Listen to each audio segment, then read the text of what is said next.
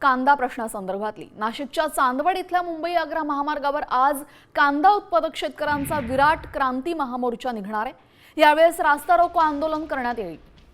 कांद्याला प्रति क्विंटल किमान 2000 रुपये भाव मिळावा या प्रमुख मागणीसाठी शेतकरी रस्त्यावर उतरलेत। विशेष म्हणजे शेतकऱ्यांच्या या आंदोलनाला पाठिंबा देण्यासाठी सर्वच राजकीय पक्षांचे प्रमुख नेते आणि पदाधिकारी या मोर्चात सहभागी होणार आहेत।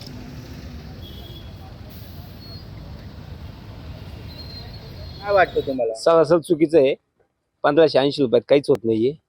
कमीत कमी 2500 ते 3000 रुपये नापेरणी भाव दिला पाहिजे आणि स्वतः नापेरणी खरेदी केली पाहिजे। नापेर उतरत नाहीये, माल नापेर स्वतः शेतकऱ्याची घेत नाहीये। सरकारने जर चांगला विचार केला तर 2000 2500 रुपये 3000 रुपयापर्यंत खादीचे भाव गेले, खताचे भाव गेले आणि तुम्ही कांद्याला जर 1580 भाव देताय तर कोणत्या सरकारचा कायदा आहे हा? सरकारला काही शेतकऱ्यांचं कळवलं नाही। सरकारला शेतकऱ्यांचं कळवलं नाही। सरकार शेतकऱ्यांचा जीव घ्यायच्या मागे लागलेले आहे, दुसरा काहीच विषय नाही।